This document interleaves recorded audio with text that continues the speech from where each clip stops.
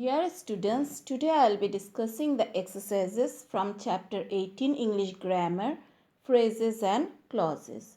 I have already explained that a group of words that doesn't make complete sense by itself is known as a phrase. So you will not get the complete meaning when you will read out the sentence. It will not make a complete sense by itself. And a clause is a group of words with a subject and a predicate. It is usually a part of a sentence. A clause must have a verb in it. Clauses may or may not make complete sense. So let's see this exercise. Identify each of the following as phrases and clauses. Write P for phrases and C for clauses. So first one is I love watching films. So it will be a clause. Why? Because this sentence is complete. You will get the complete meaning of this sentence. So it will be a clause. Number 2, my favorite restaurant.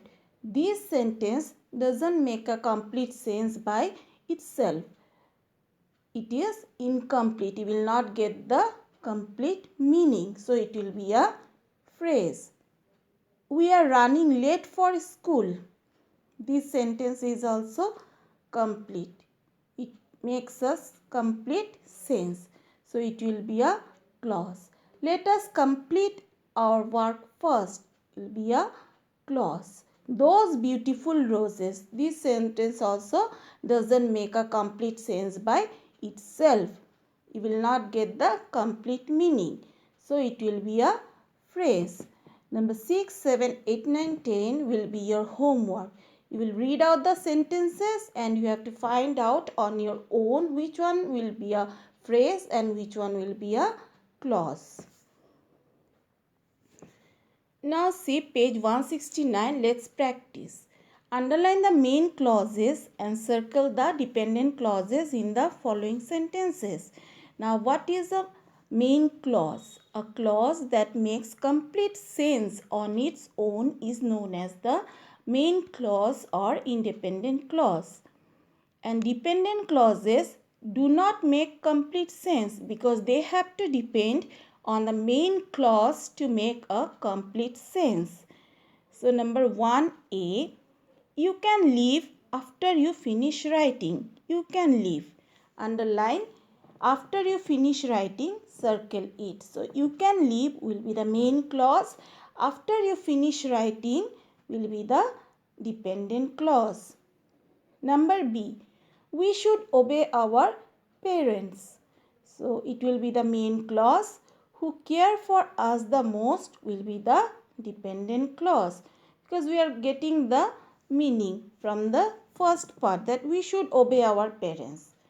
Who care for us the most? This sentence depends on this clause depends on the main clause to get the complete meaning. Jatin keeps his bicycle in the bicycle stand as he wants it to be safe. So Jatin keeps his bicycle in the bicycle stand. Main clause. As he wants it to be safe will be the dependent clause. Fools rush in will be the main clause, where angels fear to tread will be the dependent clause. Ali will call me. Main clause. When his flight lands, dependent clause. So in these sentences, the second part, that is the dependent clauses, depends on the main clauses to get the complete meaning. So number F, Kaushiki, who is my sister, is a great dancer. So here you see little bit change is there. Kaushiki is a great dancer will be the main clause. So underline Kaushiki is a great dancer. And who is my sister will be the dependent clause. Janet cannot come to school. Underline because it is the main clause. Because she has fever will be the dependent clause.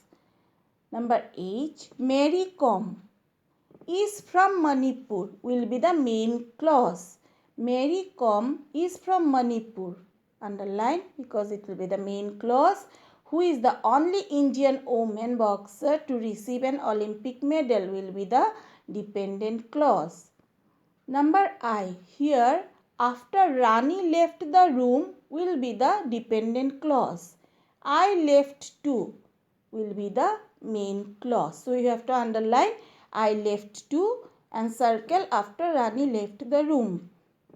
Number J. If you don't walk first, will be late for the picnic. Here also, if you don't walk first, will be the dependent clause, and we will be late for the picnic will be the main clause.